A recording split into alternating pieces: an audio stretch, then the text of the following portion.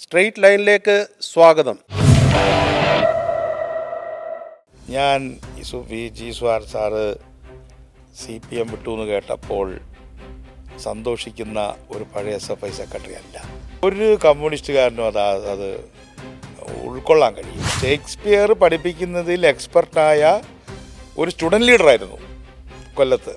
അപ്പോൾ അതിൽ ആണ് ജി സുധാകരൻ MA അദ്ദേഹത്തിൻ്റെ മുഴുവൻ ശക്തി ഉപയോഗിക്കണമായിരുന്നു. വാസ്തവത്തിൽ അന്ന് DYFIയുടെ പ്രഥമ പ്രസിഡൻ്റായിട്ട് വരേണ്ടത് കഴിവ് കൊണ്ടും ത്യാഗം കൊണ്ടും എല്ലാം ജി സുധാകരൻ. ഒരു കോടിയേരി ഫാക്ടറിലുള്ള ഒരാളെ കാണുന്നുമില്ല. കോൺഗ്രസ്സിൽ ഒന്നിലേറെ നേതാക്കളുണ്ട്, അവിടെ ആരുമില്ല. അങ്ങനെ ഞാൻ കാണുന്നത്. BDJS വളരെ ദുഃഖിതരാണ്. പിണറായി ഗവൺമെൻറ്റിൻ്റെ മുഖ്യമന്ത്ര പുനർകേന്ദ്രീകരണമാണ്. തിരുവനന്തപുരത്തുകാരികളായ 2 കുട്ടികളുടെ അച്ഛനുമാണ്. ഐക്യ ജനാധിപത്യ മുന്നണിയുടെ സെക്രട്ടറിയും CMB സംസ്ഥാന ജനറൽ സെക്രട്ടറിയുമായ ശ്രീ CP ജോണാണ് നമ്മുടെ ഇന്നത്തെ അതിഥി. നമസ്കാരം ശ്രീ CP ജോൺ. നമസ്കാരം. അപ്പോൾ നമ്മൾ ഒരു തെരഞ്ഞെടുപ്പിൻ്റെ പടിവാതിൽക്കൽ എത്തി നിൽക്കുകയാണ്. അതെ, താങ്കൾ തിരുവനന്തപുരം സെൻട്രൽ സീറ്റിൽ നിന്ന് മത്സരിക്കുമെന്ന് ഏറെക്കുറെ ഉറപ്പായിട്ടുണ്ട്, ശരിയല്ലേ? തിരുവനന്തപുരം സെൻട്രൽ സീറ്റാണ് എനിക്ക് വേണ്ടി പാർട്ടി ചോദിച്ചത്. അതിനോട് വളരെ അനുകൂലമായിട്ടുള്ള ഒരു സമീപനമാണ് ഇപ്പോൾ കോൺഗ്രസ് എടുത്തിട്ടുള്ളത്. പക്ഷേ ഔദ്യോഗിക പ്രഖ്യാപനം ഇന്ന് വന്നിട്ടില്ല. അത് അങ്ങനെ വരും എന്ന് ഞാൻ പ്രതീക്ഷിക്കുന്നു. ഈ മണ്ഡലത്തിലേക്ക് വരുമ്പോൾ താങ്കൾ ഇതിനു മുമ്പ് കുന്നംകുളം ഉൾപ്പെടെയുള്ള വടക്കൻ ഭാഗത്തോ ആണ് കുന്നംകുളത്താണ് മത്സരിച്ചത്. അത് തിരുവനന്തപുരമാണ് താങ്കളുടെ പ്രധാന പ്രവർത്തന കേന്ദ്രം ദീർഘകാലമായിട്ട്. അതെ. അതിനെങ്ങനെയാണ് ഒരു ജയസാധ്യത? തിരുവനന്തപുരം കോൺഗ്രസ് നയിക്കുന്ന UDFനെ സംബന്ധിച്ചിടത്തോളം സാമാന്യം നല്ല സാധ്യതയുള്ളൊരു മണ്ഡലം തന്നെയാണ്. കൂടുതൽ തവണയും UDF ആണ് ഇവിടെ ജയിച്ചിട്ടുള്ളത്. മാത്രമല്ല 2001 CMBയുടെ ജനറൽ സെക്രട്ടറിയും സ്ഥാപകനുമായിട്ടുള്ള MVR അന്ന് വെസ്റ്റ് എന്നുള്ള പേരിലാണെങ്കിൽ ആ മണ്ഡലമാണ് ഇതിലെ ഭൂരിഭാഗവും പ്രദേശങ്ങൾ. അവിടെ 8000 വോട്ടിൻ്റെ ഭൂരിപക്ഷത്തിന് ജയിച്ചിട്ടുണ്ട്. അന്ന് തെരഞ്ഞെടുപ്പ് പ്രവർത്തനങ്ങളുടെ അതെ അതെ അതെ ഞാൻ എപ്പോഴും ഒരു ബാക്ക് റൂം ബോയ് ആയിരുന്നല്ലോ ആ കാലത്ത്. അപ്പോൾ MVRൻ്റെ തെരഞ്ഞെടുപ്പ് പ്രവർത്തനങ്ങളിൽ ബന്ധപ്പെട്ടതുകൊണ്ടും പിന്നെ ഇവിടെ നമുക്ക് തിരുവനന്തപുരത്ത് CMBയെ സംബന്ധിച്ചിടത്തോളം 2 മേയർമാർ ഉണ്ടായി. കഴിഞ്ഞ അരനൂറ്റാണ്ട് കാലത്തിനിടയിൽ UDFന് അവകാശപ്പെടാനുള്ള 2 മേയർമാരുണ്ടായതും CMB നേതാക്കന്മാരാണ്. സ്റ്റാൻലി സത്യരേശനും MP പത്മനാഭനും. ഡെപ്യൂട്ടി മേയർമാരും ശാന്തമായ പോലുള്ള ഡെപ്യൂട്ടി മേയർമാരൊക്കെ ഉണ്ടായത് ഈ തിരുവനന്തപുരത്ത് നിന്നാണല്ലോ. അതുകൊണ്ട് തിരുവനന്തപുരം CMBയുടെ ഒരു കണ്ണൂർ കഴിഞ്ഞാൽ ഒരു പ്രധാനപ്പെട്ട സ്ഥലം തന്നെയാണ്. MVR അല്ല, കഴക്കൂട്ടത്തുനിന്ന് MVR ജയിച്ചിട്ടുണ്ട്. സ്റ്റാൻലി സത്യനേശൻ നേമത്തുനിന്ന് മത്സരിച്ചിട്ടുണ്ട്. അപ്പോൾ 3 മണ്ഡലങ്ങളിൽ നമ്മളിവിടെ ഈ ജില്ലയിൽ മത്സരിച്ചിട്ടുണ്ട്. 91 ദീർഘകാല സൗഹൃദ ബന്ധങ്ങളടക്കം എനിക്ക് അതെ എനിക്ക് അതിൻ്റെ ഒരു കണക്ക് പറഞ്ഞാൽ 77 മുതൽ എന്നെ സമരത്തിന് അറസ്റ്റ് ചെയ്തിട്ടുള്ള എൻ്റെ രേഖകൾ കാണും സ്റ്റേഷനിൽ. അന്ന് നടന്ന വിദ്യാർത്ഥി സമരങ്ങളിലൊക്കെ ഒരു 77 തൊട്ട് ഞാനിവിടെ ഈ സമരങ്ങളിൽ പങ്കാളിയായിരുന്നു. 80 SFI പ്രസിഡൻ്റായതിനു ശേഷം താമസവും ഒക്കെ തിരുവനന്തപുരത്തായി. വിവാഹം ചെയ്തതും തിരുവനന്തപുരത്താണ്. എന്തുകൊണ്ട് ഒരു തിരുവനന്തപുരത്തുകാരനാണ്? തിരുവനന്തപുരത്തുകാരികളായ 2 കുട്ടികളുടെ അച്ഛനുമാണ്. ഇപ്പോൾ അതേസമയം ഈ സീറ്റ് കോൺഗ്രസ്സിലെ ചിലരുമൊക്കെ താല്പര്യം പ്രകടിപ്പിച്ചിരുന്നു. അതുകൊണ്ട് എല്ലാവരുടെയും ഒരു പൂർണ്ണ സഹകരണത്തോടെയുള്ള അതിൽ തെറ്റില്ലല്ലോ. അതിലിപ്പോൾ കോൺഗ്രസിൻ്റെ സിറ്റിംഗ് സീറ്റല്ല, ഞങ്ങൾ തോറ്റൊരു സീറ്റിലാണ് മത്സരിച്ച് ജയിച്ചത്. പക്ഷേ ജയിച്ചൊരു സീറ്റാണ് ഞങ്ങൾ വിട്ടുകൊടുത്തിട്ട് തോറ്റൊരു സീറ്റിലേക്ക് പോയത്. പിന്നെ ഞങ്ങൾക്കൊരു ജയിച്ച സീറ്റ് ഇതുവരെ അലോട്ട് ചെയ്തിട്ടുമില്ല, ഞങ്ങൾ ചോദിച്ചിട്ടുമില്ല, ഇപ്പോഴും ചോദിക്കുന്നില്ല. ഇപ്പോഴും അത് വേക്കൻറ്റ് സീറ്റാണ്, അതൊരു സിറ്റിംഗ് സീറ്റല്ല. പൊതുവെ ഇപ്പം താങ്കൾ UDF ജയിച്ച് വന്നാൽ താങ്കൾ ഒരു മന്ത്രിയായി കാണണമെന്ന് പോലും ആഗ്രഹിക്കുന്ന എതിർ കക്ഷികളിൽപ്പെട്ട ആൾക്കാർ പോലും ഉണ്ട്. താങ്കളെ പോലെ രാഷ്ട്രീയത്തിലും എല്ലാ സാമ്പത്തിക കാര്യങ്ങളിലും അടക്കം വളരെ പരിണിതപ്രജ്ഞനായ ഒരാൾ സംസ്ഥാനത്തൊരു മന്ത്രിയായി കാണണമെന്ന് ആഗ്രഹിക്കുന്ന നിഷ്പക്ഷരായിട്ടുള്ള ആൾക്കാരും ഉണ്ട്. ഇത്തവണ UDFൻ്റെ സാധ്യത എങ്ങനെയാണ്? എന്നെക്കുറിച്ച് അങ്ങനെ പല ആരോപണങ്ങളുണ്ട്. പക്ഷേ ഞാൻ ഒരു slip between the cup and the lip എന്ന് പറഞ്ഞ പോലെ ഞാൻ 481 വോട്ടിനാണ് 2011 പരാജയപ്പെട്ടത്. അപ്പോൾ അന്ന് ജയിച്ചിരുന്നെങ്കിൽ നാച്ചുറലി 72 സീറ്റുകളല്ലേ അന്ന് ജയിച്ചുള്ളൂ. അപ്പോൾ 73ാമത്തെ സീറ്റായിട്ട് കുന്നംകുളമാണ് വരേണ്ടിയിരുന്നത്. അപ്പോൾ അങ്ങനെ ആളുകൾ പറയുന്നതിൽ തെറ്റില്ല. കാരണം അന്നും 15 വർഷം മുമ്പ് തന്നെ അതാകാമായിരുന്നു. എന്തായാലും ഇപ്പോൾ യു ഡി എഫ് പറയുകയാണെങ്കിൽ ഇറ്റ് ഇസ് സിറ്റിംഗ് പ്രട്ടി. അതിന് മുമ്പുണ്ടായിരുന്ന ഓരോ 5 വർഷങ്ങളുടെയും നമ്മൾ കണക്കെടുത്താൽ ഈ കഴിഞ്ഞ 5 വർഷം യു ഡി എഫ് നിരന്തരമായി തെരഞ്ഞെടുപ്പ് വിജയങ്ങളുടെ ഒരു സ്ട്രീം തന്നെ സൃഷ്ടിച്ചിട്ടുണ്ട്. ഉപതെരഞ്ഞെടുപ്പുകളിൽ 4 ഉപതെരഞ്ഞെടുപ്പുകളിൽ തോറ്റ ഉപതെരഞ്ഞെടുപ്പായിട്ടുള്ള ചേലക്കരയിൽ പോലും ബെറ്ററായി. പിന്നെ തൃക്കാക്കര, പുതുപ്പള്ളി, പാലക്കാട്, നിലമ്പൂർ അവർ ജയിച്ചതും നമ്മൾ തിരിച്ചു പിടിച്ചു. പിന്നെ പാർലമെൻറ്റ് ഇലക്ഷൻ എപ്പോഴും യു ഡി എഫിനൊരു പ്ലസ് ഉള്ളതാണ്. അതിൽ തന്നെ നല്ലപോലെ വലിയ മാറ്റം മലബാറിലൊക്കെ വമ്പിച്ച മാറ്റം ഉണ്ടായി. പഞ്ചായത്ത് മുനിസിപ്പൽ തിരഞ്ഞെടുപ്പിൽ എതിരാളികളും അനുകൂലികളും ഇത്രയും ഒരു വിജയം ഉണ്ടാവുമെന്ന്, ടു ബി വെരി ഫ്രാങ്ക്, ഞാൻ പോലും ഇത്രയും നല്ല വിജയം ഉണ്ടാവുമെന്ന് പ്രതീക്ഷിച്ചിട്ടില്ല. ബെറ്ററാവുമെന്ന് വിചാരിച്ചിട്ടുണ്ട്. ഇപ്പോൾ അതിലൊരു 943-ൽ 525 പഞ്ചായത്തുകളും യു ഡി എഫ് പ്രസിഡന്റുമാരാണ്. അതുപോലെ കോർപ്പറേഷനുകൾ എല്ലാ കാലത്തും ഇടത് കോട്ടകളായിരുന്നു. അപ്പോൾ തിരുവനന്തപുരത്ത് തന്നെ പണ്ട് ഈ പറഞ്ഞ എം പി പത്മനാഭൻ പ്രസിഡന്റ് ചെയർമാനാവുന്നതൊക്കെ വളരെ ലോലമായ ചില എക്വേഷൻസിലാണ്. കേരളാമതിയായിട്ടൊക്കെ ഏറ്റവും അടുപ്പമുള്ള ആളാണ്. പിന്നീട് തിരിഞ്ഞു നോക്കിയിട്ടില്ല. ഈ 2 തവണ എം പി പത്മനാഭൻ ചാനലിലും അല്ലാതെ വേറൊരു മേയറും അവർ സത്യം പറഞ്ഞാൽ CPM-ൻ്റെ പ്രൊഡക്റ്റുകളാണല്ലോ. പക്ഷെ ഇപ്പോഴാണ് ഈ CPM-ൻ്റെ കോട്ട പൊളിഞ്ഞത്. അതും 55 സീറ്റിൽ നിന്ന് 29 സീറ്റിലേക്ക് മാറി. പക്ഷേ അവിടെ BJP ജയിച്ചു എന്നുള്ള ഒരു രുചിക്കുറവ് ഞങ്ങൾക്കുണ്ട്. എന്നാൽ എറണാകുളം, തൃശ്ശൂർ, കണ്ണൂരൊക്കെ സ്വീപ്പ് ചെയ്തു. കോഴിക്കോടാണ് ഇതേപോലെ 50-60 കൊല്ലമായിട്ട് ഭൂരിപക്ഷം ഉണ്ടായിരുന്ന CPM ഭൂരിപക്ഷം ഇല്ലാതായി. അപ്പം അങ്ങനെയൊക്കെ വരുമ്പോൾ നമുക്ക് ശുഭപ്രതീക്ഷയ്ക്ക് മാത്രമേ വകയുള്ളൂ. BJP-യുടെ ഒരു വളർച്ച ഏത് രീതിയിൽ പ്രതിഫലിക്കും? BJP-യുടെ വളർച്ച ഒരു ഘട്ടത്തിൽ നമുക്ക് എതിരായിട്ട് വന്നിരുന്നു. അത് 2 കാരണം കൊണ്ടാണ്. ഒന്ന്, BJP-ലേക്ക് പോകുന്ന വോട്ടുകളിൽ UDF-ന് കിട്ടുന്ന വോട്ടുണ്ടാവുക. അപ്പോൾ BJP അത് നമ്മുടെ വോട്ട് അങ്ങ് പിടിച്ചുകൊണ്ട് മാറ്റിയിടുക. BJP വളരുന്നു എന്ന് കാണുമ്പോൾ ന്യൂനപക്ഷങ്ങളിൽ നിന്ന് UDF-ന് കിട്ടിയിരുന്ന വോട്ടുണ്ടല്ലോ, അത് ഇടതുപക്ഷത്തേക്ക് പോവുക. അപ്പോൾ ഡബിൾ ഡേഞ്ചറായിരുന്നു. ഇന്നിപ്പോൾ അതില്ല. BJP ഒരു പ്ലാറ്റ്യൂവിലെത്തി. BJP-യുടെ വളർച്ച മുരടിച്ചു എന്നൊന്നും ഞാൻ പറയല്ല, പക്ഷേ അതൊരു പീഠഭൂമിയിലെത്തി. നമ്മളിപ്പോൾ വയനാട് ചുരം കയറി കഴിഞ്ഞാൽ പിന്നെ അങ്ങനെ കയറിക്കൊണ്ടേയിരിക്കുകയല്ല, പിന്നെ അവിടെ പ്ലെയിനാണ്. അപ്പോൾ ആ തരത്തിലൊരു ഒരു ഒരു ഒരു സ്ഥലത്തേക്ക് അവർ പ്ലാറ്റ്യൂവിലെത്തിയിരിക്കുകയാണ്. ഇനി വളർച്ച ഇല്ല എന്നാണ് എന്ന് ഞാൻ പറയല്ല. അങ്ങനത്തെ ഒരു സ്ഥിതിയാണ് ഇപ്പോൾ ഉള്ളത്. കയറിക്കൊണ്ടേയിരിക്കുകയല്ല. മാത്രമല്ല അവരുടെ മെയിൻ കക്ഷിയായിരുന്നല്ലോ BDJS, ഇപ്പോഴും ടെക്നിക്കലിയാണ്. പക്ഷെ BDJS വളരെ ദുഃഖിതരാണ്. 311 സീറ്റിലാണ് അവർ മത്സരിച്ചത്. അതിൽ 4 സീറ്റിലാണ് അവർ ജയിച്ചത്. തദ്ദേശ തെരഞ്ഞെടുപ്പിൽ അവിടെയാണല്ലോ അവർക്ക് ജയിക്കാൻ കഴിയുന്നത്. പാർലമെൻറ്റിലും അസംബ്ലിയിലും ജയിക്കാൻ പറ്റുന്നില്ലല്ലോ. അപ്പോൾ അത് പിന്നെ വെള്ളാപ്പള്ളിയെ പോലുള്ള ആൾ പോലും അത് തുറന്നടിച്ചു. ഇവരെ കൊണ്ട് നടന്നിട്ട് കാര്യമൊന്നുമില്ല. അപ്പോൾ ഇതും ഞങ്ങൾക്ക് ഒരു ദോഷമായിരുന്നു. ഞങ്ങളുടെ കൂടെ ഉണ്ടായിരുന്ന ഹിന്ദു OBC വോട്ടുകൾ BJP-യിലേക്ക് പോവുക, വ്യക്തമായിട്ടുള്ള ഒരു പാർട്ടി എന്ന രീതിയിൽ തന്നെ. മൈനോറിറ്റി വോട്ടുകൾ BJP-യുടെ വളർച്ച കണ്ടിട്ട് ഞങ്ങളെ തൊട്ട് പോവുക. ഇപ്പോൾ ആ സിറ്റുവേഷൻ ഒന്നും ഇല്ല. പക്ഷേ ഈഴവ വോട്ടുകൾ ഒരു കുറേയൊക്കെ CPM വിട്ടും പോകുന്ന ഒരവസ്ഥ വന്നില്ലേ? CPM വിട്ട് ഒരുപാട് BJP-യിലേക്ക് പോയി. പക്ഷെ അത് അറിയാതിരുന്നത്, പ്രത്യേകിച്ചും മുസ്ലിം മൈനോറിറ്റി വോട്ടുകൾ CPM-ലേക്ക് ചെന്നപ്പോൾ അത് കോമ്പൻസേറ്റഡ് ആയിട്ട് തോന്നി. ഈ തകർച്ച അവർ പുറത്ത് കാണിച്ചില്ല, അപ്പാരൻ്റ് ആയിരുന്നില്ല.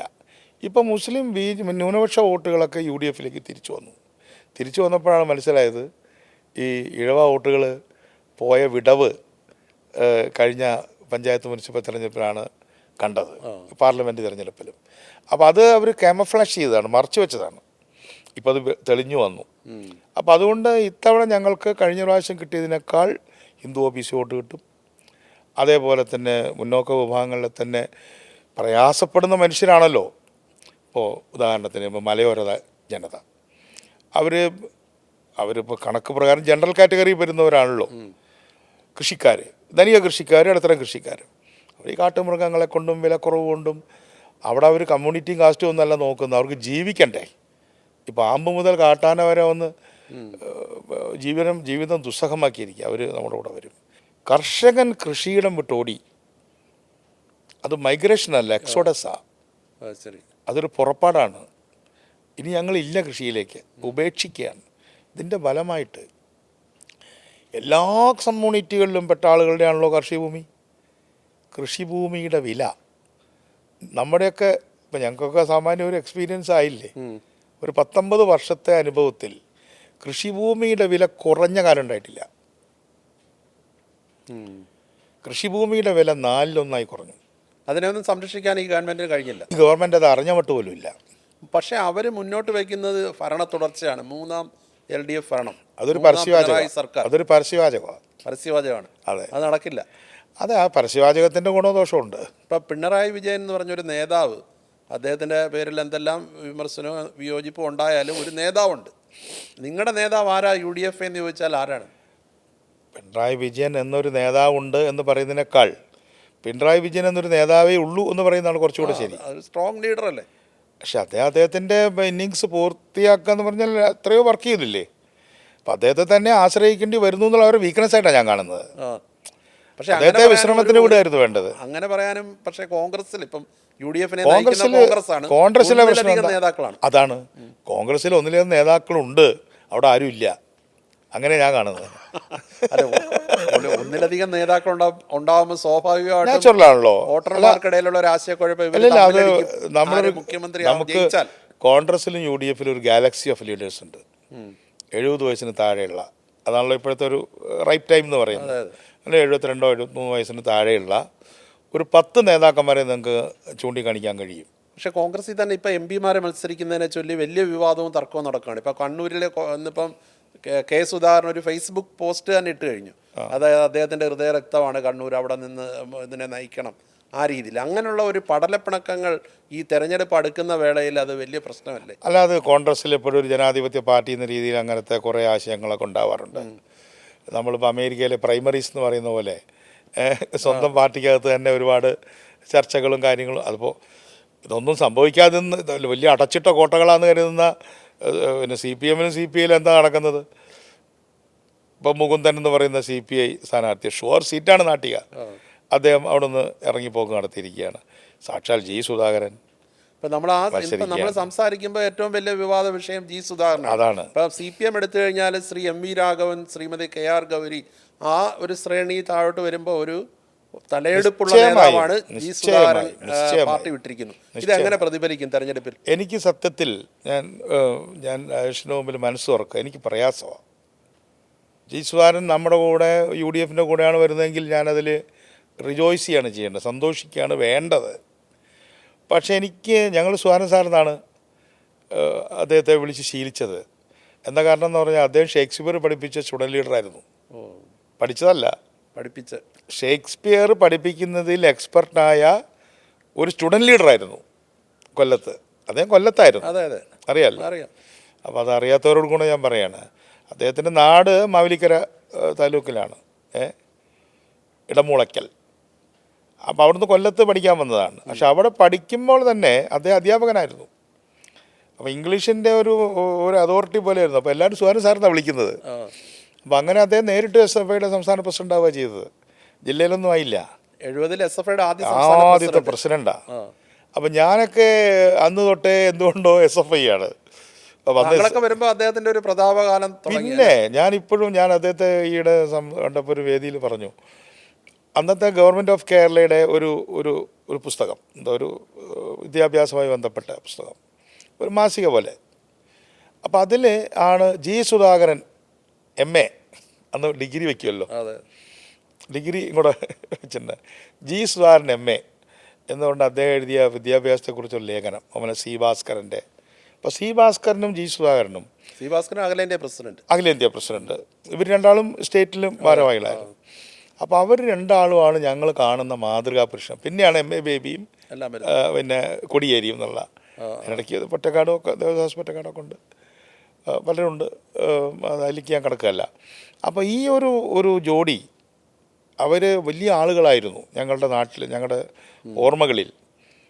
അപ്പോൾ അതുകൊണ്ട് അദ്ദേഹം ഇപ്പോൾ എത്രയോ ഇന്നിങ്സ് നേടിയല്ലോ, കഴിഞ്ഞല്ലോ. അതിൽ ഞാൻ ഇപ്പോൾ നിങ്ങൾക്ക് പരിചയമുള്ളൊരു കഥ പറയാം. അതേ ഒരാളെ ചീഫ് എഞ്ചിനീയറായിട്ട് ഫിക്സ് ചെയ്തു. അപ്പോൾ ചീഫ് സെക്രട്ടറി, ഞാൻ ആൾ ആരാന്ന് പറയുന്നില്ല, ചീഫ് എഞ്ചിനീയറായിട്ട് ഫിക്സ് ചെയ്താൽ ഞങ്ങൾക്ക് വളരെ വേണ്ടപ്പെട്ട ആളായിരുന്നു. CMBയുടെ കുടുംബവുമായിട്ട് വളരെ ബന്ധപ്പെട്ട ആളായിരുന്നു. അപ്പോൾ എല്ലാവരും അതിശയത്തോട്, CMBയുടെ ബന്ധം കൊണ്ടല്ല, ഒരു നിലയ്ക്കും അയാൾക്കൊരു പൊളിറ്റിക്സും ഇല്ല.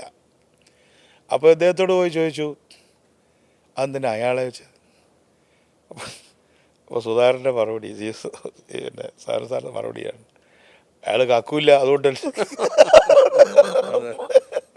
എന്ന് പറഞ്ഞാൽ, ഞാൻ നോക്കിയപ്പോൾ ഈ PWD ഡിപ്പാർട്ട്മെൻറ്റിൽ ഒരു കാരണവശാലും പൈസ മേടിക്കില്ല എന്ന് ഉറപ്പുള്ള ആളെ ഞാൻ ചൂസ് ചെയ്തു എന്ന പോലത്തെ പരിപാടി. അതുപോലെ ഇപ്പോൾ MER ക്യാൻസർ സെൻ്ററിൽ സുധാകരൻ വഹിച്ച പങ്കിനെക്കുറിച്ച് അധികം ഒരുപക്ഷെ രാജേഷനെ അറിയണ്ടാവില്ല. അത് CN വിജയകൃഷ്ണൻ അത് തുടങ്ങുന്ന സമയത്ത്, MER മരിച്ചതിന് ശേഷമാണല്ലോ, തുടങ്ങുന്ന സന്ദർഭത്തിൽ ഈ സൊസൈറ്റി ഉണ്ടല്ലോ, ഈ സൊസൈറ്റി കൊടുക്കുന്ന പൈസ, ആ പൈസ മുതലും പലിശയും ഒരുമിച്ച് അടയ്ക്കാൻ തുടങ്ങിയാൽ അത് വയബിൾ ആവില്ല. അപ്പോൾ അതിന് സ്പെഷ്യൽ ഓർഡർ കൊടുത്തു. അതിൻ്റെ മുതൽ അടയ്ക്കുന്നതിനൊരു അഴവ് കൊടുത്ത് പലിശ അടയ്ക്കുക. അതൊരു വലിയൊരു സാമ്പത്തിക കാഴ്ചപ്പാടാണ്. പക്ഷെ അതിനൊക്കെ ഒരു ഇച്ഛാശക്തി. അപ്പോൾ ഓഡിറ്റർമാരുടെ ഒബ്ജക്ഷൻ, ഒരു ക്യാൻസറിനൊരു ആശുപത്രിയല്ലേ, നേരത്തെ പറഞ്ഞ പോലെയാണ്, നിങ്ങളത് തുടങ്ങിയില്ലല്ലോ, അത് തുടങ്ങട്ടെ. അപ്പോൾ അത് പിന്നെ CMB ആണ് തുടങ്ങുന്നതെന്നോ അത് വേറെ പാർട്ടിയാണെന്നോ മുന്നണിയാണെന്നോ മൂപ്പർക്ക് വാദമല്ല. സുധാകരൻ ഒരു പക്ഷേ സംസ്ഥാന സെക്രട്ടറി വരെ ആകേണ്ട ഒരാളല്ലായിരുന്നു, ഈസി ആയിട്ട്. ആ രീതിയിലുള്ള സെക്രട്ടറി ലീഡർ. സത്യത്തിൽ ഇപ്പം ഞാനിപ്പോൾ അദ്ദേഹത്തെക്കുറിച്ച് അറിയുന്ന ഒരാളെന്നാണ് എനിക്ക് പറയാം, നല്ലപോലെ അറിയുന്ന ആൾ. അദ്ദേഹം 80-ൽ DYFIയുടെ അഖിലേന്ത്യാ പ്രസിഡൻ്റ് ആവേണ്ട ആളാണ്. ഫസ്റ്റ് അഖിലേന്ത്യ, അന്ന് അദ്ദേഹം ഇവിടെ വൈസ് പ്രസിഡൻ്റാണ്. മനസ്സിലായോ? അപ്പം അന്ന് ഈ പറഞ്ഞ പോലെ ഇംഗ്ലീഷും കാര്യങ്ങളൊക്കെ അറിയണം. ഇംഗ്ലീഷുള്ള ഭാഷയല്ല ഞാൻ ഉദ്ദേശിക്കുന്നത്, ഒരു കണക്റ്റിംഗ് ലാംഗ്വേജ് ഒരു പ്രസംഗിക്കാനൊക്കെ വേണ്ടേ. അപ്പോഴാണ് EP ജയരാജനായത്. അപ്പം അത് നിന്ന് കണ്ണൂർ നമ്മുടെ MERനെയും താല്പര്യം അന്ന് EP ജയരാജനോടാണെന്ന് വെച്ചോളൂ. കണ്ണൂർ ലോബി വാക്ക് ഞാൻ ഉപയോഗിക്കുന്നില്ല. വാസ്തവത്തിൽ അന്ന് DYFIയുടെ പ്രഥമ പ്രസിഡൻ്റായിട്ട് വരേണ്ടത് കഴിവ് കൊണ്ടും ത്യാഗം കൊണ്ടും എല്ലാം സുധാകരനാണ്. CPM പറയുന്നത് 5 തവണ മത്സരിപ്പിച്ചു, 4 തവണ MLA, അതിലെന്താ 2 തവണ മന്ത്രിയായി, ജില്ലാ കൗൺസിലിന്റെ അധ്യക്ഷനായി, എത്രയോ വർഷം സിൻഡിക്കേറ്റ് മെമ്പറായി. ഇതെല്ലാം കൊടുത്തില്ലേ എന്നാണ് ചോദിക്കുന്നത്. അതൊക്കെയാണ് ആ പാർട്ടിയുടെ ഇപ്പോഴത്തെ ബാലിശത്വം. നമ്മൾ ഈ ബാലിശമായിട്ടൊരു കാര്യം ഒരാൾ പറഞ്ഞാൽ മറുപടി പറയാൻ പറ്റില്ല. പറ്റുമോ? അതെനിക്ക് എന്നാൽ ചായ വാങ്ങിച്ചു തന്നില്ലേ എന്നൊക്കെ പറഞ്ഞ ഇതൊക്കെ ഒരു പൊളിറ്റിക്കൽ വർക്കല്ലേ. ഇപ്പോൾ പൊളിറ്റിക്കൽ വർക്കിൻ്റെ ഭാഗമായിട്ട് ഒന്നും ആവാതെ മാറിയുന്നവരുണ്ട്. ഇപ്പം ഞാൻ തന്നെ 54-ാമത്തെ വയസ്സിലാണ് മത്സരിച്ചത്. ഞാൻ മുമ്പ് മത്സരിക്കാമായിരുന്നല്ലോ, അത് ഇറ്റ്സ് മൈ ചോയ്സ്. അല്ലെങ്കിൽ അന്നത്തെ പാർട്ടിയുടെ തീരുമാനം MVR മത്സരിക്കുന്നു. MVR കൂടെ മത്സരിക്കുമ്പോൾ ഞാൻ ആദ്യം ഡൈവേൾജ് ചെയ്യാം. അന്ന് VS മലമ്പുഴ മത്സരിക്കുക. പൊടുന്നതിനെ ഒരു സജഷൻ വന്നു, CP ജോണിനെ മലമ്പുഴയിൽ മത്സരിപ്പിക്കും, ജയിക്കൊന്നുമില്ല, VSനെതിരെ. അപ്പോൾ MVR വളരെ വലിയൊരു സമിതിയിൽ വെച്ചാണല്ലോ ആ ചർച്ച നടക്കുക. അപ്പോൾ MVR എന്നാ പിന്നെ നോക്കിയാലോ. അപ്പോൾ ഞാൻ MVRൻ്റെ ചെവി പോയിട്ട് പറഞ്ഞു, അപ്പോൾ ഇവിടെ ഇലക്ഷൻ വർക്കൊന്നും നടത്തണ്ടേ? ഞാൻ പറഞ്ഞു ഇത്തിരി റഫായിട്ട് തമാശയായിട്ടു. അപ്പോൾ ഈ ഇലക്ഷൻ വർക്ക് നടത്താനുള്ള ആൾ വരണ്ട. ഇവിടെ എളുപ്പമുള്ള സ്ഥലമാണോ ഫസ്റ്റ്? അന്ന് തോറ്റ സ്ഥലമല്ലേ? അപ്പോൾ അതാ എൻ്റെ അഭിപ്രായം. വെറുതെ ആവശ്യമില്ലാതെ പരിപാടി വെച്ചാൽ ഉദാഹരണത്തിന് അന്ന് ഞാൻ VSനെതിരെ സ്ഥാനാർത്ഥിയായാൽ അന്നത്തെ ഏറ്റവും വലിയൊരു ഇത് ഇപ്പം ഇന്ത്യ ടുഡേയുടെ കവർ പേജ് എന്നൊക്കെ പറയുന്ന പോലത്തെ വലിയ VS അച്യുതാനന്ദനെ എതിർത്ത് മത്സരിച്ചു. കാരണം എനിക്കും എഴുതി വരുമ്പോൾ പോലെ ടാഗുകളുണ്ടല്ലോ. ഒരു കാലത്തെ എൻ്റെ വിവാഹത്തിലെ മുഖ്യാതിഥി VS-ആ. അപ്പോൾ അതൊക്കെ ഫോട്ടോസൊക്കെ കൊടുക്കാമല്ലോ. അപ്പോൾ ഇതിലൊന്നും അഭിരമിക്കുന്നവരല്ലല്ലോ നമ്മളൊന്നും. നമ്മൾ പാർട്ടി വർക്കല്ലേ ചെയ്യുന്നത്. സുധാകരനെ കുറിച്ച് പറയുമ്പോൾ ആലപ്പുഴയിലെ വിഭാഗീയതയുടെ ഒരു ഭാഗത്ത് എപ്പോഴും സുധാകരനുണ്ടായിരുന്നു. ഇപ്പം VSൻ്റെ ഒക്കെ ആളായിരുന്നു എന്ന് പറയുമ്പോഴും KR ഗൗരി അമ്മ പുറത്തു പോകുമ്പോൾ, ഇപ്പോൾ അവിടെ ജില്ലാ കൗൺസിൽ അധ്യക്ഷനായിട്ടിരിക്കുമ്പോൾ അവിടെ ഒരു വികസന സമിതിയുടെ ചെയർപേഴ്സണായിട്ട് കരുണാകരൻ ലീഡർ, അന്ന് സുധാകരൻ ഏത് പക്ഷത്ത് വന്നു, പിന്നീട് VSൻ്റെ കാര്യത്തിൽ നിന്നു. ഇങ്ങനെ ഒരു പക്ഷത്ത് സുധാകരനുമുണ്ട്. സുധാകരന് ഒരുപാട് ആംഗുലാരിറ്റികൾ ഉണ്ടെന്ന് വേണമെങ്കിൽ പറയാം. ആ ഒരു പ്രത്യേകതയുള്ള മനുഷ്യനാണ്. പക്ഷെ ആ പ്രത്യേകതകളെയൊക്കെ ഇപ്പോൾ എന്നോട് ചിലപ്പോൾ എത്ര ദേഷ്യപ്പെടാനൊന്നും മൂപ്പർക്ക് പ്രത്യേകിച്ച് അനുവാദമൊന്നും വേണ്ട. അപ്പം ഞാനൊരു കാര്യം ചെയ്തത് ഇപ്പോഴായാലും പണ്ടായാലും ദേഷ്യപ്പെടാൻ ഒരു കാര്യമില്ല. ക്ഷിപ്രകോപിയാണ്. ക്ഷിപ്രകോപിച്ച് അത് ന്യായമായൊരു കാരണം കൊണ്ടാണ്. അതെ അതെ തീർച്ചയായിട്ടും. അപ്പോൾ ഒരിക്കൽ എന്നോട് പറഞ്ഞു, നീ പുസ്തകം ഒന്നും എഴുതാതെ ഇങ്ങനെ നടന്നാൽ മതി കേട്ടോ, ഇതൊരു ചടങ്ങിന് വെച്ച് കണ്ട്. ഞാൻ പറഞ്ഞു ഞാനൊരു പുസ്തകം ഇറക്കിയിട്ടുണ്ട്. അതെന്ത് പുസ്തകം? അതുപോലെ നീ ലേഖനം പണ്ട് എഴുതിയ ലേഖനമെല്ലാം കുത്തി കെട്ടിയിട്ട് പുസ്തകം എന്നാണ് വിളിക്കുന്നത്. അങ്ങനെ പുസ്തകമല്ല, മര്യാദയ്ക്കൊരു പുസ്തകം എഴുതണം, ഇരുന്ന് വർക്ക് ചെയ്യണം. പുള്ളി പക്ഷെ ശരിക്കും അപമാനിതനായെന്ന് തോന്നുന്നു. കാരണം അദ്ദേഹം ഈ അമ്പലപ്പുഴയിലെ എന്തോ എച്ച് സലാമിന്റെ ഭൂരിപക്ഷം കുറഞ്ഞതിന് പുള്ളിക്കെതിരെ ഒരു അതൊരുമാതിരി പുള്ളിയെ അപമാനിക്കാൻ പിന്നെ അപമാനിക്കുക എന്ന് പറഞ്ഞാൽ അതൊക്കെയാണ് ഈ ഇതൊക്കെ എന്താന്ന് പറഞ്ഞാൽ ജി സുധാകരൻ അടക്കമുള്ള ആൾ ഇനിയെങ്കിലും മനസ്സിലാക്കേണ്ടത്, ഇതൊന്നും വ്യക്തിപരമായ വിഷയങ്ങളല്ല. ഇതൊക്കെ ഞങ്ങളും അങ്ങനെ പിന്നീടാണ് പഠിച്ചത്. ഒരു സ്റ്റാലിനിസ്റ്റ് ഫ്രെയിം വർക്കിൽ നിന്ന് ഇതേ വരൂ. അങ്ങനെ വരാതെ രക്ഷപ്പെട്ടവർ ഭാഗ്യവാന്മാർ. മനസ്സിലായോ? അതെ അതെ. ജി സുധാകരനോട് താരതമ്യപ്പെടുത്തുമ്പോൾ വി എസ് ആയിട്ടൊരു താരതമ്യമല്ലേ. വി എസ് എത്രയോ വലിയ നേതാവാണ്. പക്ഷെ വി എസ് ഒരിക്കലും പാർട്ടി വിട്ടുപോയില്ല. അതിൽ അന്ന് ഇപ്പോൾ ഏറ്റവും ഒടുവിൽ അന്ന് പാർട്ടിയുടെ ദേശീയ ജനറൽ സെക്രട്ടറി ആയിരുന്ന സീതാറാം യെച്ചൂരിക്ക് വലിയൊരു റോളുണ്ട്. പക്ഷേ SFIയിൽ തൻ്റെ നേതാവായിരുന്ന, അതായത് ബേബി സംസ്ഥാന SFI പ്രസിഡന്റായിട്ട് വരുമ്പോൾ ജി സുധാകരൻ അഖിലേന്ത്യാ വൈസ് പ്രസിഡന്റ് സുധാകരൻ അദ്ദേഹത്തെ സംരക്ഷിക്കാൻ MA ബേബിക്ക് കഴിഞ്ഞില്ലല്ലോ. അതുകൊണ്ടാണ് ഞാൻ നേരത്തെ പറഞ്ഞത്, ഞാൻ ജി സുധാകരൻ സാറ് CPM വിട്ടു എന്ന് കേട്ടപ്പോൾ സന്തോഷിക്കുന്ന ഒരു പഴയ SFI സെക്രട്ടറി അല്ല. അദ്ദേഹം കമ്മ്യൂണിസ്റ്റ് പാർട്ടിയുടെ ആ ഒരു ഘടനയിൽ നിന്നും മാറുന്നത് എനിക്കൊരു പക്ഷേ നല്ലതായിരിക്കും ഇപ്പോൾ ഈ തെരഞ്ഞെടുപ്പിൽ. പക്ഷേ എനിക്കത് കേട്ടിട്ട് ഞാൻ ആ വാർത്തകളൊന്നും വായിക്കുന്നില്ല. ഞാൻ അദ്ദേഹത്തിൻ്റെ പത്രസമ്മേളനം പകുതി കേട്ട് ഞാൻ നിർത്തിക്കളഞ്ഞു. അല്ല, പാർട്ടിയെ യഥാർത്ഥത്തിൽ ഉള്ളിൽ കൊണ്ട് കടന്നിരുന്ന ആൾക്കാർക്ക് വിഷമം ഒരു കമ്മ്യൂണിസ്റ്റുകാരനും അത് ഉൾക്കൊള്ളാൻ കഴിയില്ല. കാരണം അദ്ദേഹത്തിൻ്റെ സഹോദരൻ്റെ മരണം, ആ കേസ് നടത്തിപ്പിനെ കുറിച്ച് ഇന്ന് അദ്ദേഹം പറഞ്ഞിട്ടുണ്ട്, ഞങ്ങൾ നടത്തേണ്ടി വന്നു. അത് കേട്ടപ്പോൾ എനിക്ക് കുറച്ചും കൂടെ ഒരു മനസ്സ് പഠിച്ചു. അപ്പോൾ ഇതൊക്കെ എനിക്ക് പക്ഷേ അതിൽ ഞാൻ എന്നെ തന്നെ കൺസോൾ ചെയ്യുന്നത് എന്താ പറഞ്ഞാൽ, ഇതൊക്കെ സ്റ്റാലിനിസ്റ്റ് പാർട്ടികളെന്ന് കാലാകാലമായി ആൾക്കാർ അനുഭവിച്ചുകൊണ്ടിരിക്കുകയാണല്ലോ. അത് ട്രോട്സ്കി മുതൽ ഇങ്ങോട്ട് ഇപ്പോൾ സുധാകരൻ വരെ ആയി. അല്ല, പക്ഷേ ഇതൊന്നും അറിഞ്ഞൂടാത്ത ആൾക്കാരല്ലല്ലോ പാർട്ടിയുടെ ഇപ്പോഴത്തെ തലപ്പത്തിരിക്കുന്നവർ. ഇപ്പം ഞാൻ വീണ്ടും ചോദിക്കുകയാണ്, ശ്രീ MA ബേബി അദ്ദേഹം വിചാരിച്ചിരുന്നെങ്കിൽ ഈ വിഷയത്തിൽ സജീവമായി ഇടപെടാൻ കഴിയുമായിരുന്നു. MA ബേബി അദ്ദേഹത്തിൻ്റെ മുഴുവൻ ശക്തി ഉപയോഗിക്കണമായിരുന്നു. അദ്ദേഹം ജനറൽ സെക്രട്ടറി ആയപ്പോൾ എനിക്ക് വളരെയധികം ഒരു തൃപ്തി തോന്നിയത് അദ്ദേഹത്തിൻ്റെ വീട്ടിൽ പോയി, യൂസുഫാൻ വീട്ടിൽ പോയി ഒരുമിച്ചിരുന്ന് വർത്തമാനം പറയും, നടത്തി. ദെൻ ഐ തോട്ട് ബേബി ഒരു ഡിഫറെൻറ്റ് സെക്രട്ടറിയാണ്. ഇങ്ങനെ എല്ലാവരുടെയും വിട്ടുപോയവരെയൊക്കെ തുന്നിച്ചേർക്കുക. അപ്പോൾ ഞങ്ങളെയൊക്കെ കാണുമ്പോഴൊക്കെ ഇപ്പോൾ ജനറൽ സെക്രട്ടറി ആയതിനു ശേഷമൊക്കെ കുറേ കൂടെ അയവേറിയ ഒരു സമീപനം, അല്ലാതെ ബേബിക്ക് ചെറിയൊരു ഗൗരവപ്പെടുത്തലൊക്കെ ഉണ്ടായിരുന്നല്ലോ. അപ്പോൾ അതിന് ശേഷമൊക്കെ ഞാൻ വിചാരിക്കാറുണ്ട് വളരെ നല്ലൊരിതാണല്ലോ. പക്ഷേ MA ബേബി എന്ന ജനറൽ സെക്രട്ടറിയുടെ ഒരു പരാജയമാണത്. അദ്ദേഹത്തിന് പോലും പിടിച്ചു നിർത്താൻ കഴിഞ്ഞില്ല. അപ്പോൾ ഇതിൻ്റെ കടിഞ്ഞാണ് എവിടെയാണ്? അദൃശ്യകരങ്ങളിലാണോ? ഇത് പിണറായിയെ സംബന്ധിച്ചിടത്തോളം അദ്ദേഹത്തിൻ്റെ ജീവചരിത്രത്തിലെ ഒരു കറുത്ത പൊട്ടാണ് ജി സുധാകരൻ്റെ തിരോധി. പക്ഷേ ജി സുധാകരൻ ഒരു ഘട്ടത്തിലല്ല, കഴിഞ്ഞ VSൻ്റെ പക്ഷത്ത് നിന്ന് അദ്ദേഹം മാറിയ ശേഷം പിണറായി വിജയൻ്റെ ഏറ്റവും വലങ്കയും ആയിട്ടുള്ള ഒരാളായിരുന്നില്ലേ?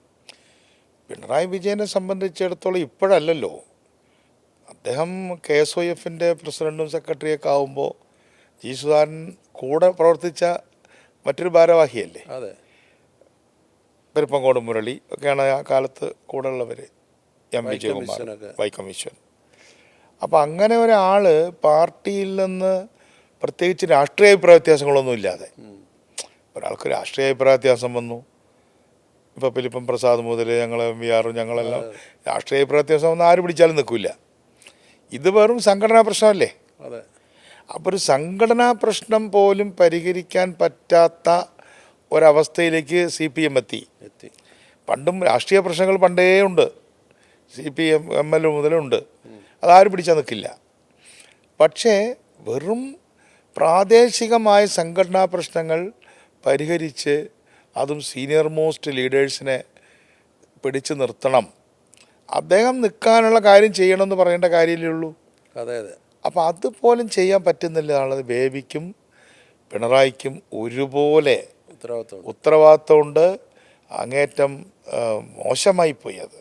ഇപ്പം തന്നെ ഈ സ്റ്റേച്ചറിൽ അല്ലെങ്കിൽ ഇപ്പോൾ ഐഷ പോറ്റിയെ പോലെ ഒരു മുൻ MLA ഐഷ പോറ്റിയെ മാറുന്നു, അല്ലെങ്കിൽ പാലക്കാട് ഇപ്പം വിവാദ പുരുഷനാണെങ്കിൽ ശശി മാറുന്നു. അങ്ങനെ ശശി ഒറ്റയ്ക്കല്ല, രാജേന്ദ്രൻ മാറുന്നു. ചിലർ പറയുന്നുണ്ട് കോടിയേരി ബാലകൃഷ്ണൻ ഉണ്ടായിരുന്നെങ്കിൽ ഇങ്ങനെ ഒന്നും സംഭവിക്കും. അതൊരു വലിയ നല്ല ഒരു ഞാനതിനോട് യോജിക്കുക. കോടിയേരിക്ക് ആളുകളോടൊക്കെ കമ്മ്യൂണിക്കേറ്റ് ചെയ്യാനായിട്ടുള്ളൊരു കഴിവും കോടിയേരി പറയുന്നതിന് ആൾക്ക് വിശ്വാസം ഉണ്ടായിരുന്നു. കോടിയേരിയുടെ അഭാവം CPM-നെ നല്ലപോലെ പിന്നെ അലട്ടുന്നുണ്ടെന്ന് മാത്രമല്ല, ഒരു കോടിയേരി ഫാക്ടറിലുള്ള ഒരാളെ കാണുന്നുമില്ല. എല്ലാവരെയും ഉൾക്കൊള്ളുന്ന ആ ഒരു ഫാക്ടറിക്കാരൻ ആരും ഇല്ല. എല്ലാവരും അവരവർക്ക് വേണ്ടി കളിക്കുകയാണ്, ഒറ്റയ്ക്ക് ബാറ്റ് ചെയ്യാണ്, അല്ല ടീമിന് വേണ്ടിയല്ല. ഇപ്പം ആലപ്പുഴയിലേക്ക് വന്നു കഴിഞ്ഞാൽ G. സുധാകരനെ UDF പിന്തുണയ്ക്കില്ലേ? അതിനാണല്ലോ സ്വാഭാവികമായിട്ടും സാധ്യതയുള്ളത്. പക്ഷെ നമുക്കൊരു മാതൃക ഇതിനു മുമ്പുണ്ട്.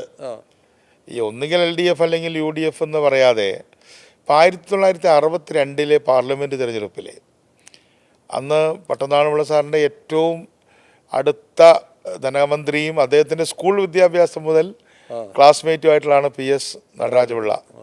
100 ഏക്കർ സ്ഥലം അദ്ദേഹത്തിൻ്റെ കണ്ടുകെട്ടിയതായിട്ട് നമ്മൾ കേട്ടിട്ടുണ്ടല്ലോ. സ്വാതന്ത്ര്യ സമര സേനാനിയാണ്. അദ്ദേഹം ഒറ്റയ്ക്ക് മത്സരിച്ചു. അപ്പം അന്ന് നടരാജപിള്ള പറഞ്ഞത്, എന്നെ ആരും പിന്താങ്ങണ്ട, ഞാൻ മത്സരിച്ചോളാം.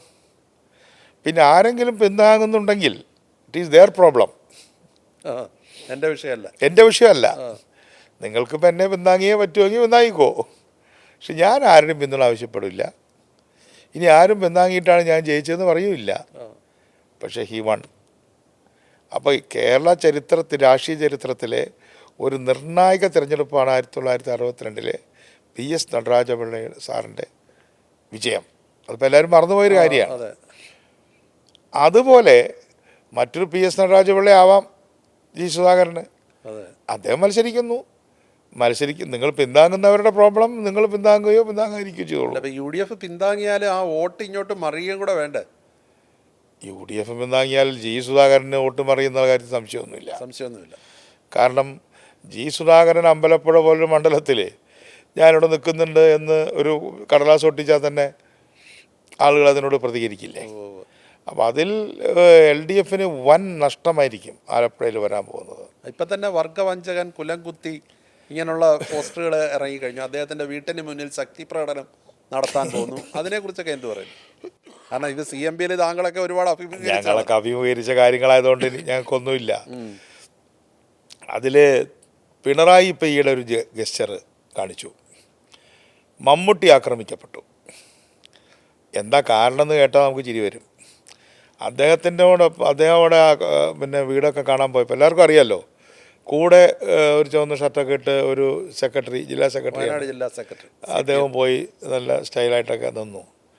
അപ്പം മമ്മൂട്ടിയും ഈ പറഞ്ഞ പോലെ ഒരു പ്രത്യേകതയുള്ള ആളാണല്ലോ. അദ്ദേഹത്തിന് ഒന്നാമത് വയ്യ. എന്തിനാ നിങ്ങൾ എൻ്റെ കൂടെ ഇങ്ങനെ എപ്പോഴും നടക്കുന്നത്? ഞാനിവിടെ ഒരു സ്വകാര്യ സന്ദർശനത്തിന് വന്നതല്ലേ എന്ന് ചോദിച്ചത് ആൾ കേട്ടു. ഇതിന് എതിരായിട്ട് മമ്മൂട്ടിയെ ബുള്ളി ചെയ്യാൻ തുടങ്ങി. ഇപ്പം സൈബർ ബുള്ളിയിങ് ആണ്. ഇപ്പം രണ്ട് കാര്യങ്ങളാണ്. ഒന്ന് സൈബർ ബുള്ളിയിങ്ങും ഒന്ന് സൈബർ പ്രശംസയും, സൈക്കോഫാൻസി. സൈബർ സൈക്കോഫാൻസിയും സൈബർ ബുള്ളിയിങ്, സൈബർ ലിഞ്ചിങ്, ഇതാണ് ഇപ്പോഴത്തെ നമ്മുടെ കാലഘട്ടത്തിൻ്റെ പ്രത്യേകതകൾ. അപ്പോൾ നമ്മുടെ മുഖ്യമന്ത്രി നല്ലൊരു കാര്യം ചെയ്തു, മമ്മൂട്ടിയോടത് ചെയ്തത് ശരിയായില്ല. ബാക്കിയുള്ളവരോടോ? ഞാനപ്പോൾ 100% ക്ഷമ ചോദിച്ചു. അപ്പോൾ ചിലർ പറഞ്ഞിട്ട് എന്ത് നിങ്ങൾക്ക് ക്ഷമ ചോദിക്കേണ്ട ആവശ്യം എന്താ? നിങ്ങളെന്താണ് സിനിമാക്കാരോട് ക്ഷമ ചോദിച്ചത്? പക്ഷെ ഞാനപ്പോൾ തുറന്നൊരു സമീപനം എടുക്കുക.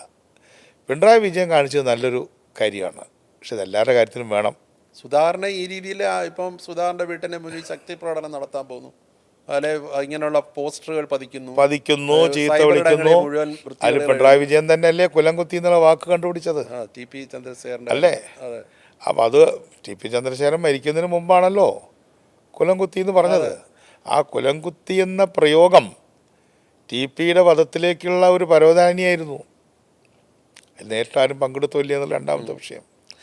അപ്പം അതുകൊണ്ട് സുധാകരനെ പോലെ ഒരാളെ ബുള്ളി ചെയ്യാൻ പാടില്ല.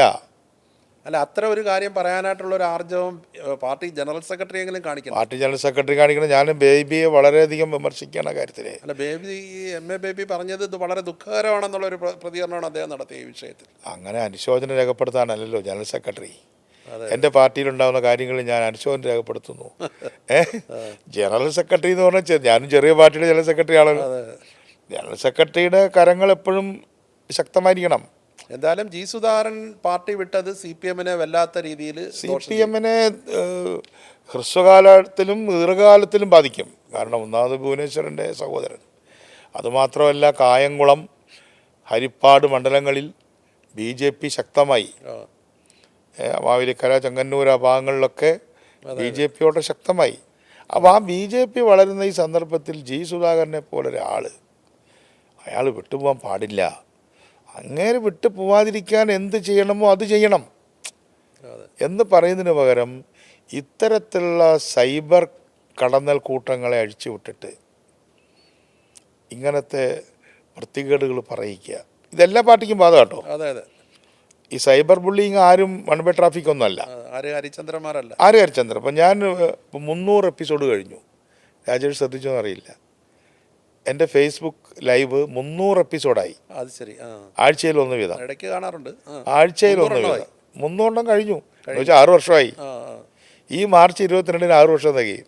അത് ശരി. 6 വർഷം തികയും. ഈ അടുത്ത 22-ന് കോവിഡ് കാലത്ത് തുടങ്ങിയതാണ്. അപ്പോൾ അതിലാദ്യമൊക്കെ വന്നപ്പോൾ ഇങ്ങനെ ആൾക്കാർ തെറി പറയുമായിരുന്നു. അപ്പോൾ നമ്മുടെ ആൾക്കാരും അവരുടെ വക അവർക്ക് പറ്റണ പോലെ ഞാൻ ആരും പറയണ്ട, തെറി പറയുന്നത് ഒരു മാനസിക രോഗമാണെന്ന് മാത്രം എഴുതിയാൽ മതി. മാനസിക രോഗികളെ സഹതാപം രേഖപ്പെടുത്തുന്നു. രാഷ്ട്രീയം പറഞ്ഞാൽ മറുപടി പറയാം. ഇപ്പം എൻ്റെ ഫേസ്ബുക്കിലിപ്പോൾ ഒരു 10-100 കമൻറ്റ് വന്നാലും ഈ തെറി പറയുന്നവരുടെ എണ്ണത്തിൽ ഗണ്യമായ കുറവൊന്നും കാരണം പറഞ്ഞിട്ടൊരു വിശേഷമില്ല.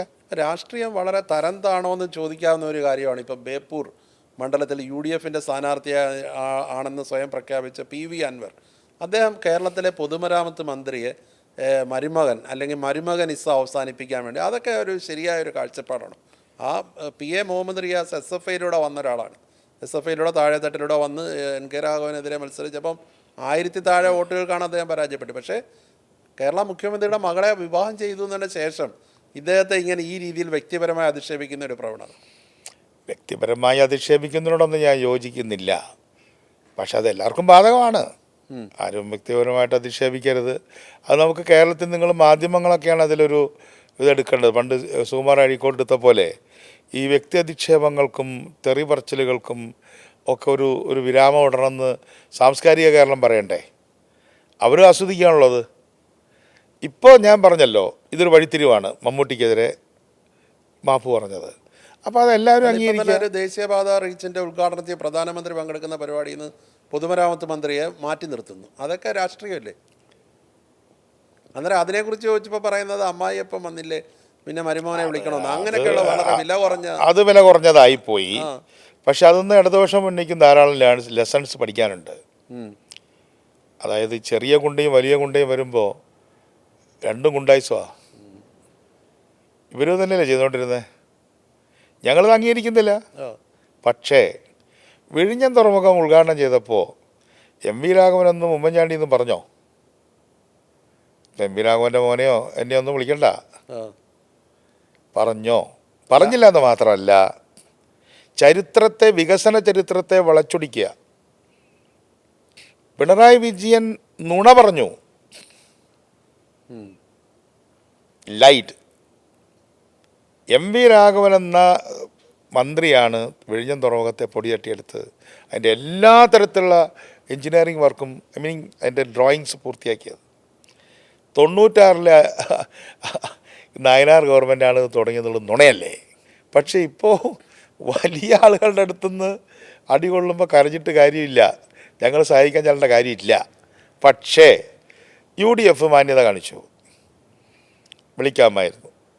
അപ്പോൾ ഞാൻ നോക്കുമ്പോൾ കൃഷ്ണൻകുട്ടിയേട്ടനെ വിളിച്ചിട്ടുണ്ട്, എം പി രാജേഷിനെ വിളിച്ചിട്ടുണ്ട്.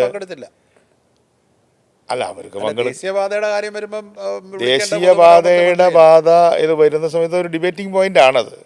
അവരെ വിളിച്ചതൊക്കെ പിന്നെ കോൺസ്റ്റിറ്റ്യുവൻസി അടിസ്ഥാനത്തിലാണ് വിളിച്ചത്. പിന്നെ കേന്ദ്ര ഗവൺമെൻറ് പറയുന്നത് എന്താ വെച്ചാൽ ഇത് ഞങ്ങൾ കേരള ഗവൺമെൻറ്റിനെ വിളിച്ചിട്ടുണ്ട്. അല്ല, അത് ഈ ദേശീയപാത വികസനത്തിന് ഭൂമി ഏറ്റെടുത്ത് കൊടുക്കുകയും 5000-ലധികം കോടി രൂപ ചെലവഴിക്കുകയും ചെയ്തത് സ്റ്റേറ്റ് ഗവൺമെൻറ്റാണ്, ഡിപ്പാർട്ട്മെന്റ് അല്ല. അല്ല, എന്നാലും പൊതുമരാമത്ത് മന്ത്രിയെ വിളിക്കാമായിരുന്നു. അല്ല, അതൊക്കെ മര്യാദയാണ്. വികസന ചരിത്രം എല്ലാവരുടെയും, നമ്മുടെ വീട്ടിലെ പൈസയൊന്നും അല്ലല്ലോ, നമ്മുടെ വീട്ടിലെ പൈസയല്ല. ഇപ്പോൾ ചൂരൽമല രാജൻ്റെ സ്റ്റേറ്റ്മെൻറ്റ് വേണ്ടി എനിക്ക് പൊട്ടിച്ചിരിച്ച് ഞാൻ, നിങ്ങളെപ്പോലെ കല്ലിട്ട് പോകുന്നവരല്ല ഞങ്ങൾ എന്ന് പറഞ്ഞാൽ CPI കാരാ? CPI കാരാണോ 178 വീട് പണിത്? 750 കോടി ഉറുപ്പിക സംഭാവന വാങ്ങിയിട്ട് ഒരു 50 കോടി ഉറുപ്പിക ഇത് വീട് പണിതത്.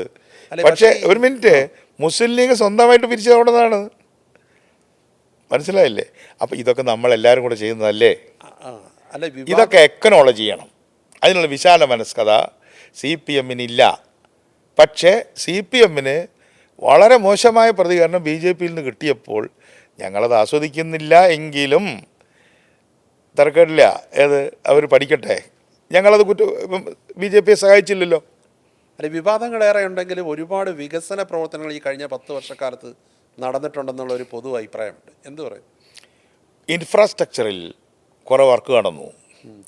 അതിലേറ്റവും പ്രധാനപ്പെട്ടത് ഈ റോഡാണെന്നാണ് ഇവർ പറഞ്ഞത്.